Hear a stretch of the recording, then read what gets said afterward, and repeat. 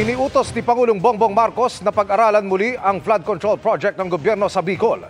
Pinaparepaso rin ang disenyo at pagkakagawa sa mga tulay at kalsada at dinagdagan ng pondo ng ilang proyekto. Nakatutok si Dano Tingkungko.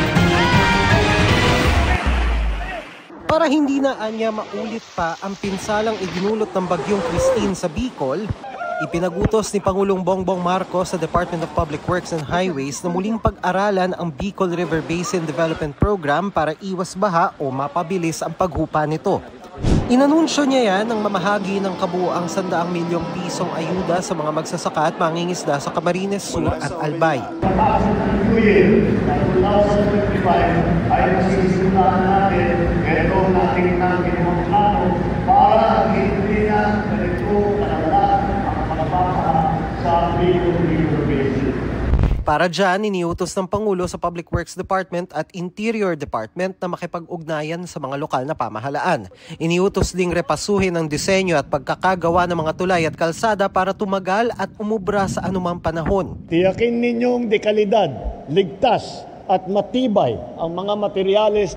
Pinahanda naman sa Budget Department ang Quick Response Fund para sa pagtugon sa pinsala ng bagyo. Ito pong QRF natin, ang katotohanan dyan dahil sa dami ng bagyo ay naubos na.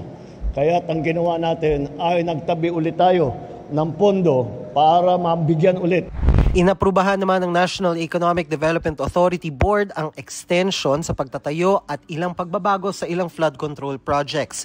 Itinaas sa 22 billion mula sa dating 9.89 billion pesos ang para sa Cavite dahil sa mga idinagdag na drainage at pagpapalawak ng diversion channels.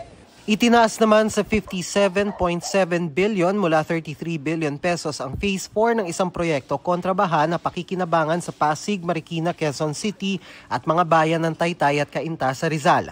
Inaprubahan din ang pagbili ng 40 fast patrol craft ng Philippine Coast Guard para sa disaster response, search and rescue operations at pagpapatupad ng maritime law. Para sa GMA Integrated News, ako si Dano Tingkungko, nakatutok 24 oras.